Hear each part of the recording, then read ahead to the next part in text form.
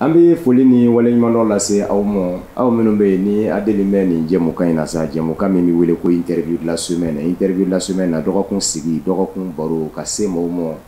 faamuya ka se ka sɔrɔ kuma kɔnɔ u ka baarakɛta kan fasojɔ baara la jɛmukan in dabɔ bɛ o de kama bi an sera maa min ma an ko a ma ko Musa Tarawele a dɔnnen don ni min ye o ye Bill ye Musa Tarawele Bill a bɛ tɔn min ɲɛmaaya la tɔn min wele ko association de lutte contre la pauvreté et pour la protection environnementale dakuruɲɛ kelen bamanankan na walasa ka faamu tɔn in ka baara bɛnnen don fantanya kɛlɛli ma ani an ka sigidaw bɛɛ lahalaw minnu kɔnɔ ka olu lakana ka sabu kɛ ɲɛnamaya a kan ka kɛ bɛsɛya walew de kɔnɔ o de b'a to an ka hadamadenya bɛ ɲɛ jɛkulu in an bɛna lajɛ ka kuma dɔw tɛngo a la ɲininkaliw tɛngo a la baara yɛrɛ tigitigi min bɛ kɛ a fɛ a k'o fɔ an ye n'Ala sɔnna ma n b'a fɔ yen ko aw bisimila n dɔmɛ ni ɲankuma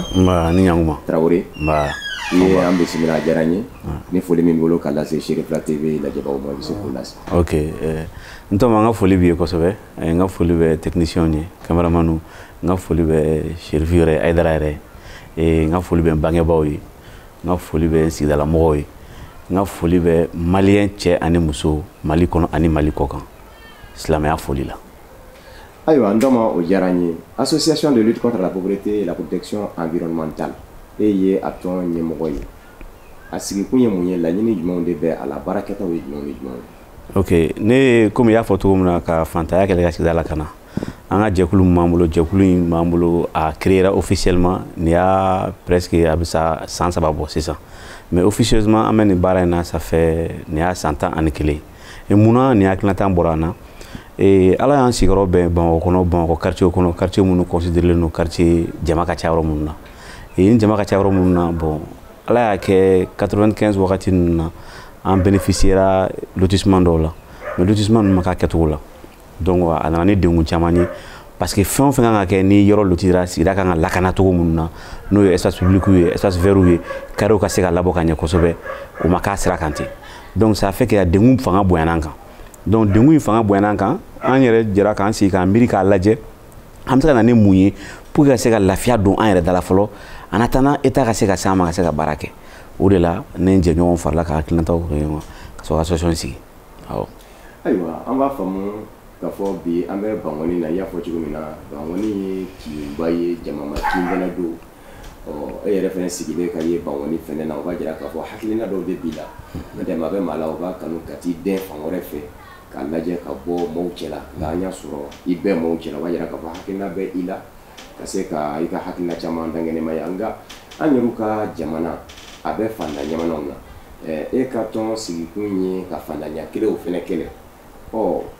walasa fandanya yɛrɛ ka kɛlɛ Mali jamana kɔnɔ e yɛrɛ bolo mun ni mun de kan ka se ka kɛ k'an ye jamana yiriwalenw jɛla voilà donc maintenant an ka hakilinata la fantanya kɛlɛli filɛ nin ye comme Ala y'a kɛ ne ye wagati kɛ Amérique ne ye wagati kɛ a ye hakilinata caman di yan diɲɛlatigɛ taabolow t'o la ani adamadenya yɛrɛ taabolo ni fɛnw na fɛnɛ tuguni an bɛ fɛn kelen f'i ye adamaden ye éducation de Bangoni filɛ nin ye Bangoni ye sigida mun y'a fɔ cogo min na jama ma yɔrɔ don mais Bangoni tɛ yɔrɔ fɛnɛ k'a fɔ ko tout n'est pas bon Bangoni na mɔgɔ barikamaw bɛ yan mɔgɔ ɲɛnamaw bɛ yan Bangoni ye sigida quartier ba ye donc o de la an jɛlen ka hakilinata sɔrɔ ka association bila sur place an nana ni mun ye fɔlɔ ka fantanya kɛlɛ cogo di parce que d'abord an ka philosophie la fantanya n'est pas une fatalité tere tɛ hadamaden n'i sɔnna a ma k'a fɔ k'i ye fantan ye o de bɛna ni ko wɛrɛ i kan sinon hadamaden mana kɛ cogo cogo i ka wale kɔnɔna la waati dɔw bɛ gɛlɛya i bolo mais ka fantanya ka don i kunna o de ye ko wɛrɛ ye donc o de la an jɛra k'a lajɛ an ka sigida ninnu kɔnɔna la an balimamusow an baw ka gɛrɛ olu la parce que olu bɛ sigida kɔnɔ u bɛ feeremisɛnnin dɔw kɛ feeremisɛnnin ninnu an bɛ tɛmɛ a la an ɲɛ kan mais feere ninnu filɛ nin a bɛ du kɔnɔna jɔyɔrɔ bonya kosɛbɛ parce que a bɛ nasɔngɔ dafa denmisɛnninw ka musaka misɛnnin caman bɛ a b'o fɛ o feere ninnu bɛ tiga feere jaba feere woso loko fɛn ninnu bon n'i y'a jagokun ta k'a lajɛ a cayalenba yɛrɛ tɛ tɛmɛ 1000 1200 2000 kan donc an gɛrɛla musow la k'a f'u ɲɛna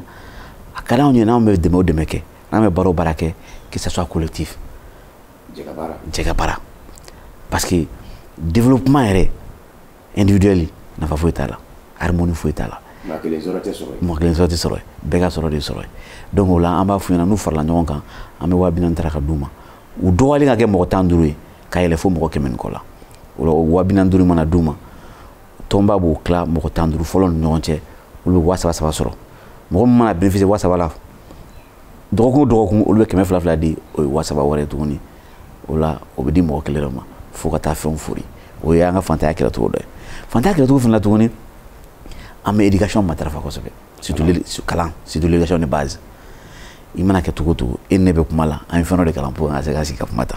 donc maintenant an ka quartier kɔnɔna la ɔkɔliw bɛ komi ɔkɔli communautaire denmisɛnninw bɛ yen seba t'u somɔgɔw ye donc an bɛ gɛrɛ olu la k'olu ka kalanw ta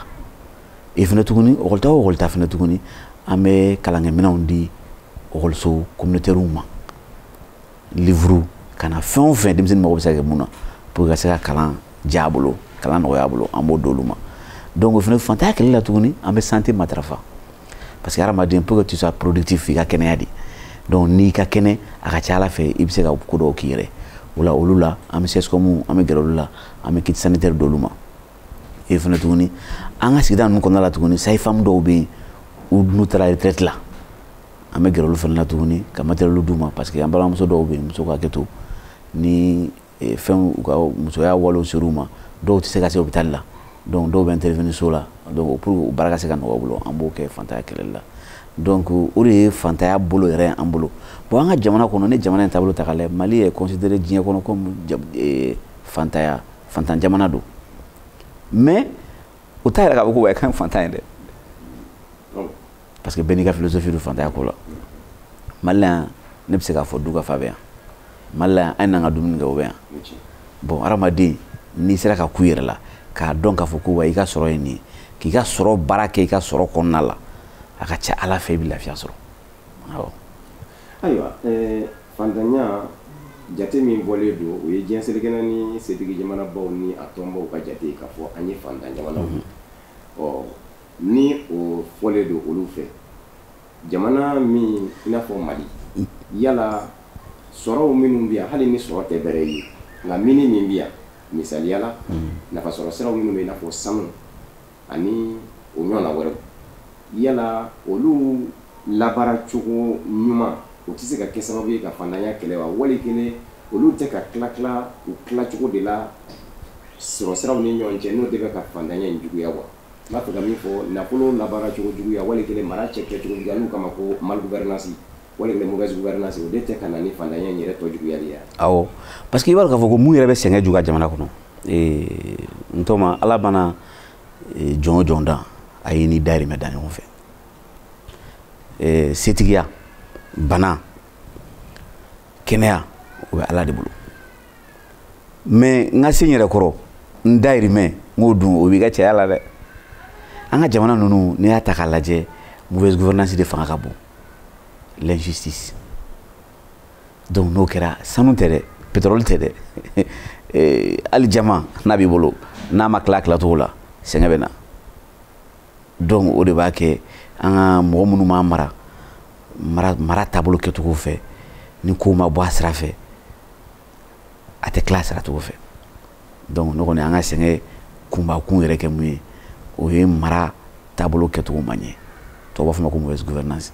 o de b'an fɛ yan. parce que an b'a ye k'a fɔ sɛgɛsɛgɛlikɛjɛkuluw bɛ jaabi bɔ kuma o kuma n'o ye rapportw ye k'a fɔ miliyari bayirika in dunna yan fɛ a tununa yan fɛ a ma labaara ka caya nin cogo in na ni o nafolo ninnu bɛɛ kun sera ka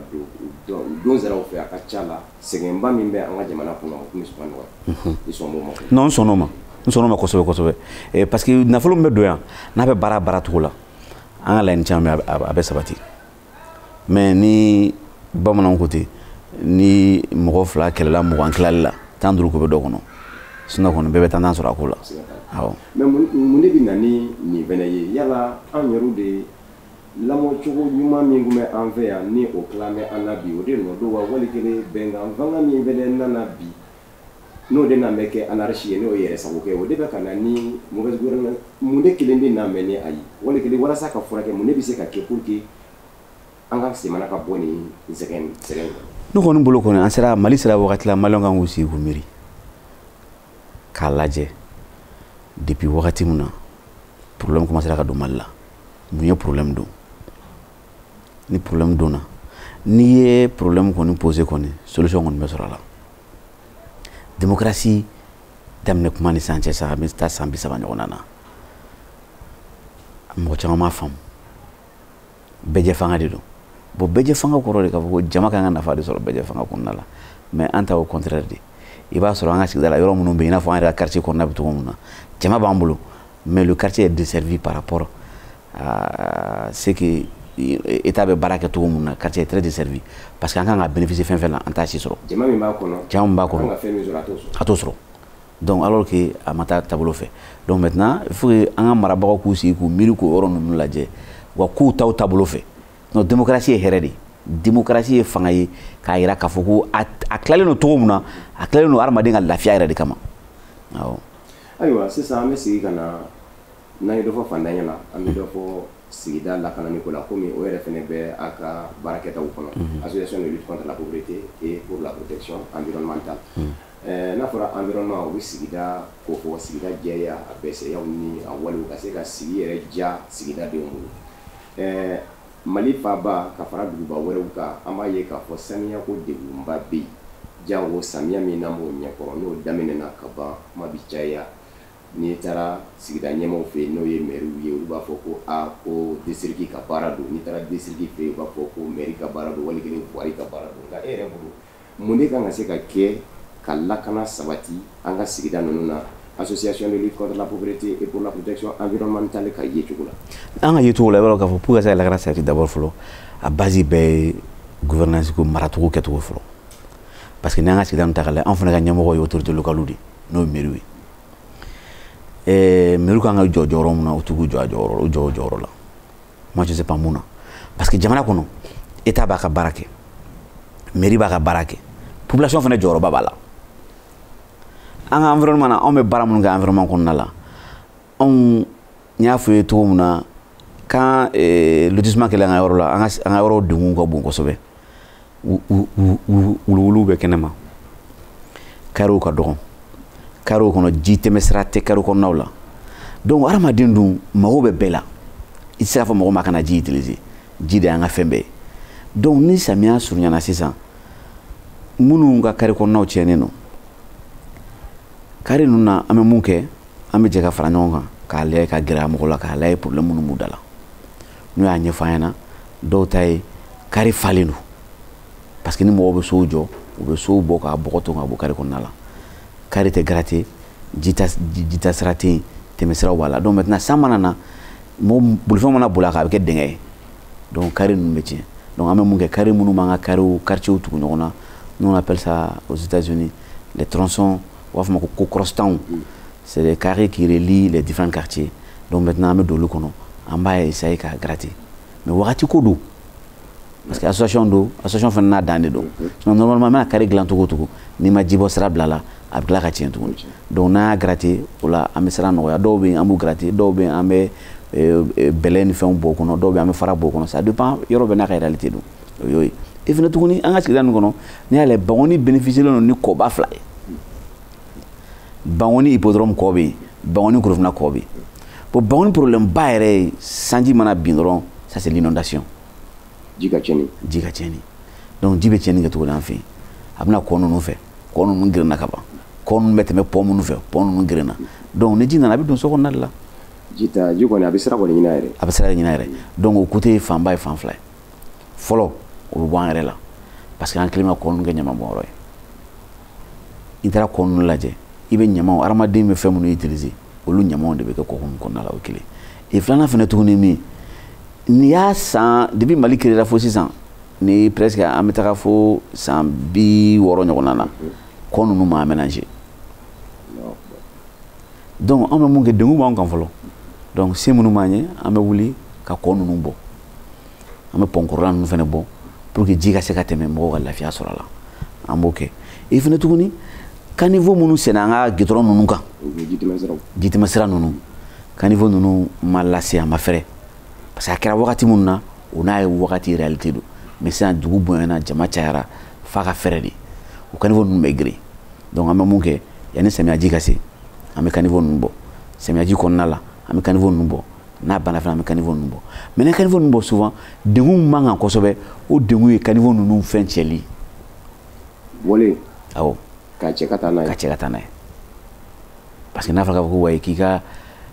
kilomètre hakɛw bɔ caniveau la ka tila ka bɛn louer tile o tile voyage o voyage 3000 ka taa n'o ye dɔw bɛ se ka voyage 100 kɛ dɔw bɛ voyage 80 dɔw bɛ voyage 20 kɛ donc maintenant souvent a sɔrɔ bɛ mɔgɔ sɛgɛn dɔɔni nka sigida ɲɛmɔgɔw n'o ye maire ye olu t'i dɛmɛ aw t'olu sen don a baara la wa wali kelen u ka boloma fara tɛ se aw ma fana non an bɛ baara o baara kɛ an bɛ lettre c'u ma parce que mɔgɔ mana kɛ cogo o cogo comme on est dans un pays de droit i tɛ se ka fɛn kɛ n'i ma se minnu ma minnu yamarilen don a baara kɛli la ka fɛn an bɛ lettre c'u ma mais a ka ca a caman bɛ yen an t'u mankan mɛn a la mais an n'u jɛra ka baara dɔ kɛ ɲɔgɔn fɛ o kɛra salon samiya kɔnɔna la o ye Bankɔni hippodrome pont bɔli ye an y'a bɔ mais olu y'a cɛ mais a cɛli kɛra an bolo koba de mankan ba bɔra a la kow ma se ka fɛn yɛrɛ awɔ ayiwa an bɛna baboloba min ni an bɛ se ka fɔ an ka nafasɔrɔ siraba don ka sababu kɛ babolo in bɛ tɛmɛ an bɛ an ka taa fan wɛrɛw fɛ nka jateminɛw bɔra ka san damadɔ in kɔnɔ k'a fɔ babolo in ni kɔ ma kɛ k'a lakana a laban bɛ sɔn ka tunun turu k'a were an b'a dɔn k'a fɔ association de lutte contre la pauvreté pour la protection environnementale dan dɔ b'a la i y'a fɔ cogo min n'a fɔra k'a kelen k'i kɛ babolo ka babolo min tɛ dan Mali jamana dama kɔnɔ a ka gɛlɛn nka n'a fɔra ko fɛɛrɛ yɛrɛ la fɛɛrɛ min kan ka se ka kɛ sababu ye ka babolo in lakana association yɛrɛ bolo kan ka kɛ fɛɛrɛ jumɛn ye voilà bon n'i ye babolo in ta Mali Bamako nima yɔrɔ yɛrɛ bɛɛ gulonnen don ba in na mais m'o de fɔ toujours le développement durable commence par le développement local yiriwali sira a bɛ daminɛ ni sigida yɛrɛ ni sigida ye fɔlɔ an filɛ ka baara minnu fɛ n ye kɔbolo 2 minnu f'i ɲɛna olu bɛɛ ji bɛ taa acheminer ba in de la donc ɲama o ɲama bɛ bɔ o kɔnɔna la taa laban ba in de la o bɛ ba giri naturellement ba bɛ na ni cɛncɛn y'a fɛ ni cɛncɛn ma bɔ ba bɛ giri et fɛnɛ tuguni comportement ma an yɛrɛ bolo an yɛrɛ kɛwale an ka taabolo ninnu o bɛ ba giri n'i ye ba in ta k'a lajɛ san 20 san 30 kɔfɛ ka tɛmɛ bi la i b'a ye k'a fɔ ko ba in girinna ka ban an bɛ san 20 fara nin kan tuguni ba ko an bɛ kuma wɛrɛ fɔ la mun tɛ nin n'u ma wuli k'u jɔ a kɛcogo la n'u an ye ne expert dɔw ɲini k'u fara ɲɔgɔn kan an bɛ ka baara dɔ k'o kan an bɛna lettre ci ministère de l'environnement mɔgɔw ma u k'u sigi u k'a lajɛ n'an ma kɔn ba in ma ji de ye hadamaden ta yɔrɔ bɛ donc an ka wuli ka jɔ yɛrɛ o de an n'u ka se ka jɛ an ka hakilinataw fɔ ɲɔgɔn sinon k'a fɔ k'an b'a baara kɛ a fanga t'anw na se t'an ye mais je pense que n'i ta wulila k'i jɔ u bɛ se ka partenaire sɔrɔ partenaire minnu bɛ se ka fɛn kɛ parce que nin ye jɛ ka baara de nin ye jɛ ka ko de ayiwa an bɛ segin ka na hali bi association de lutte contre la pauvreté pour la protection environnementale ni e ye o ɲɛmɔgɔ ye a sigi sen kan ka na bila bi la a ye baaraw minnu kɛ bakuruba la i bɛ se ka dɔɔni bɔ an ye ok bakuruba la a ye baara minnu kɛ ɲɛ min f'i ye fantanya kɛlɛliko la environnement fɛnɛ la tun an bɛ baaraba kɛ parce que an bɛ yirituru kɛ le Mali fait partie des pays qu'on appelle les bandes sahélo-sahéliens. Sahara jamana don. Donc Sahara jamana filɛ nin fɛn kelen fɛn bɛ se ka o Sahara jamana fɛnɛ contrer o ye yiri nɛmaya bɛ na yiri fɛ an bɛ reboisement kɛ an bɛ espace public fɛnɛ an ka quartier kɔnɔ yɔrɔ dɔw bɛ yen ko moi j'appelle les poches c'est des endroits qui ont été abandonnés o yɔrɔ ninnu abandonné non carrément tellement que abandonné mɔgɔw y'a kɛ ɲamabɔyɔrɔ ye donc an bɛ gɛrɛ jeunes na k'a f'u ɲɛna n'a ye nin yɔrɔ la ko da minnu ye a b'a ɲɛfɔ an ɲɛna n'a y'a fɔ an ɲɛna an bɛ ɲama ninnu cɛ ka bɔ yen n'a ye ɲama cɛ ka bɔ yen an bɛ drapeau tura la pour que minnu bɛna ɲama bɔn ani sigidala mɔgɔw ka ye k'a fɔ ko nin yɔrɔ in ye bɛɛ jɛ yɔrɔ ye o la n'o kɛra an b'o aménager alors natɔla a bɔra carré min fɛ tan a y'a kɛnɛ dɔ ɲɔgɔnna dɔ ye an y'o k'a la parce que n'an m'a kɛ ten yɔrɔ ninnu na an bɛ sɛgɛn fɛnɛ tuguni an ka kɔdabolo ninnu fɛnɛ tuguni espace ba b'u ni sow cɛ o espace ninnu fɛnɛ bɛɛ utilisé ka kɛ ɲama bɔyɔrɔ ye tuguni an b'olu yɔrɔw fɛnɛ ɲama bɛɛ cɛ ka bɔ yen k'a labɛn pour que wulada fɛ jeunes ka kɛ sport kɛyɔrɔ ye an b'olu kɛ environnement kɔnɔna la environnement kelen kɔnɔna la tuguni an bɛ jɛ an bɛ mɔgɔw sensibiliser parce que i mana baara ninnu bɛɛ i b'a kɛ cogo o cogo i b'a di mɔgɔ minnu ma n'i m'u la faamuya a la a bɛ kɛ fu y'i bolo voilà donc an bɛ comité de veille sigi jeunes bɛ wuli k'a ɲɛfɔ mɔgɔw ɲɛna munna an bɛ ka nin kɛ an hakilina ye nin de a ka d'an ye a ka kɛ tan a ka ca ala fɛ a faamuyalen don a bɛ faamuya donc maintenant an bɛ jeunesse fo la kosɛbɛ parce que jeunesse yɛrɛ an ka baara yɛrɛ fanba yɛrɛ gulonnen don jeunesse de la et ils commencent à comprendre le combat et moi je tiens à les féliciter et surtout an ka commune kɔnɔna la plus précisément Bankɔni na yan. Ayiwa président nin n'a ɲɔgɔnna hakilina ɲuman ni dɛmɛ ka kan tiɲɛ don a kɛn bɛ ka ko caman da yɛrɛ tuna hakilinaw la k'u kɛ nka an b'a kalama k'a fɔ dɛmɛbaaw kan ka sɔrɔ yen yala aw kɛn bɛ ka dɛmɛbaa dɔw ɲini a yɛrɛ la wa i n'a fɔ fɔn climat min bɛ yen waati yɛlɛma kɔlɔlɔ kɛlɛli ko la setigi jamanaw ye nafolo dɔ bɔ k'o bila sendan jamanaw ka bolo kan a bɛ jamana caman kɔnɔ bi o dɛmɛ ninnu dɔw sera aw ma jamana ɲɛmaaw fɛ wali kelen ba ɲumankɛla ka dɔw fana bɛ a jigiya la wa i b'a dɔn nin fɛn ninnu na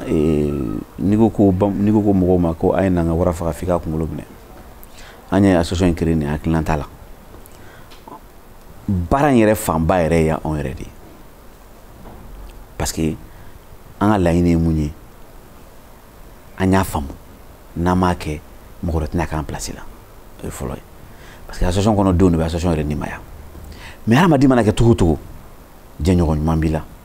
hakili ɲuman b'i la mɔgɔ ɲɛnamaw b'i bolo n teri dɔw bɛ yen ko Arama Sidibe ale ye opérateur minier ye ale bɛ n dɛmɛ kosɛbɛ n terikɛ dɔ fana bɛ to Mamadu Yara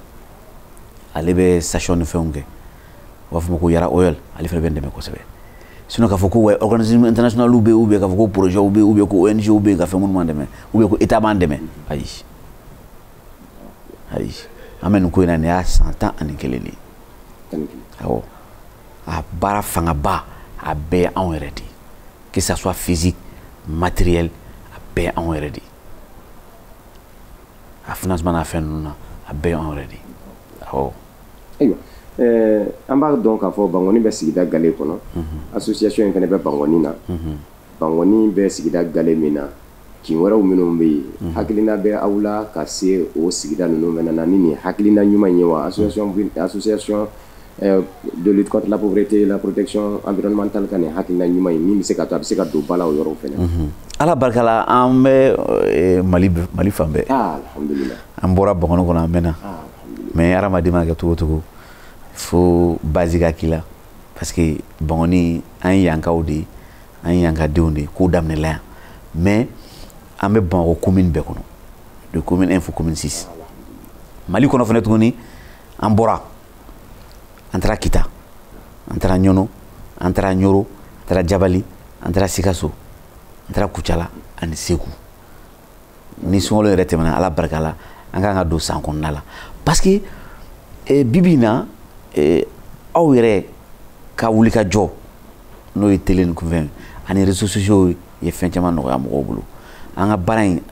mɔgɔ caman bɛ k'a ye jeunes m'an contacté o la ils veulent joindre l'association hakilina ta ni fɛn mun la ou bien partenariat baden b'an bolo o la donc maintenant an n'u bɛ jɛ ka baara kɛ ɲɔgɔn fɛ an bɛ t'u fɛ yen an ye mun hakilina ta sɔrɔ baara kɛcogo la an b'o d'u ma olu fana hakilina ta min o fana b'o d'an ma an bɛ jɛ ka baara kɛ ɲɔgɔn fɛ awɔ ayiwa an ka kuma bɛ ka surunya kuncɛli la n b'a fɛ Musa Tarawele association de lutte contre la pauvreté pour la protection environnementale ɲɛma i k'i ɲɛ jɔ Sherifla TV filɛbaw la an kanubaw la i b'a fɛ Mali ko in ka kɛ cogo min malidenw yɛrɛ laɲini minnu bɛ an bɛɛ lajɛlen la wali kelen laɲini minnu kan ka ye an bɛɛ lajɛlen la Mali ko in na ni o bɛ kɛ sababu ye ka Mali segin minan kɔnɔ minan min ni a dɔnnen kun don n'o ye k'a fɔ o ye ɲumanya minan ye o ye yiriwa minan ye o ye hadamadenya minan ye o ye tilennenya minan ye o ye danbe minan ye n b'a fɛ i k'i ɲɛ jɔ Sherifla TV kanubaw la ka o dakuruɲa lase an ka kɛnɛ kuncɛ voilà kuma lasurunya la an ka foli b'aw ye tuguni ala an bɛ nin kaloba in kɔnɔ silamɛya yɛrɛ kaloba kalo mun don hinɛ kalo don hadamadenya kalo don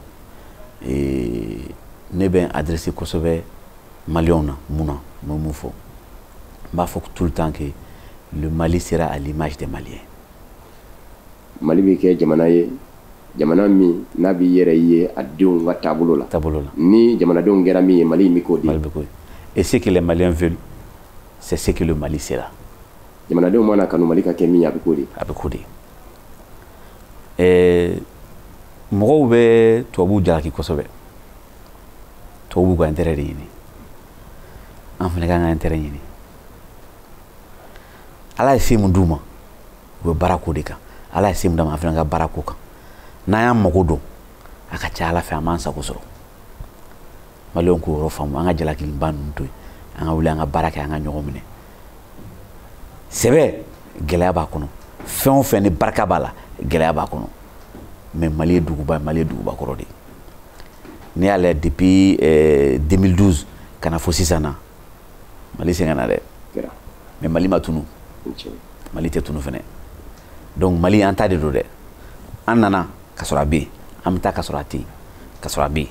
mais an b'a ɲini an bɛ taa wagati minnu na an ka nɔ bila mɔgɔ minnu y'an denw ye olu fɛnɛ denw k'a dɔn k'a fɔ ko mɔgɔw bɔra an kɔ n'i y'a ye bibi in na an m'an to ni âge la ka Sunjata ninnu ni Sumanguru ninnu fɛn ninnu tɔgɔ fɔ olu n'an ka cɛ ka jan dɛ mais an b'a ɲini Ala fɛ Ala ka se k'an fɛnɛ ye an denw fɛnɛ ka anw tɔgɔ fɔ wa Sunjata ninnu to yen ten voilà donc Thomas vraiment olu bɛ n fɛ ka fɔ maliyɛnw ye mais bɛɛ fo silamɛya foli la n b'a ɲini Ala fɛ Ala ka Mali basigi autorité kura minnu b'an kunna wagati minnu dir'u ma ka laɲini kɛ Ala ka Mali tin ani Mali hinɛ ani maliyɛnw ka laɲini k'a dusu d'u kɔnɔ u ka se k'a baara kɛ o de bɛ ne fɛ k'a fɔ bɛɛ lajɛlen merci beaucoup an b'i fo k'i waleɲuman dɔn ayiwa Serifila TV kanubaw an filɛbaw an bɛ aw fo ka waleɲuman dɔn an ka kumaw ser'u da la bi ani maa min ye ɲɔgɔn sɔrɔ maa dogolen tɛ a bɛ tɔn kunna tɔn min bɛ wele ko association de lutte contre la pauvreté pour la protection environnementale Musa Tarawele bɛɛ ko a ma ko Bill an sera mɔ ka ɲininka hakilinaw minnu bɛ tɔn na tɔn yɛrɛ sigikun ni laɲiniw ye fɛn minnu ye olu yɛrɛ ka yecogo ye min ye sigida lakanani ko ni fantanya kɛlɛli la ka taa se jamana yɛrɛ basigi kow ma jamana ka ɲɛta a dɔnkow ye minnu ye a y'olu caman ɲɛfɔ an ye a n'a ka baarakɛtaw an b'aw fo ka waleɲuman dɔn aw minnu kɛ kun bɛ k'a ɲɛmada ka ɲɛsin an ma interview la sɛbɛn na dɔgɔkun sigi dɔgɔkun baro a bɛ kunjɛ nin yɔrɔ in na k'aw fo ka waleɲuman dɔn an k'an bɛn dɔgɔkun sigi wɛrɛ kɛnɛ kan interview la sɛbɛn n'Ala ka jɛ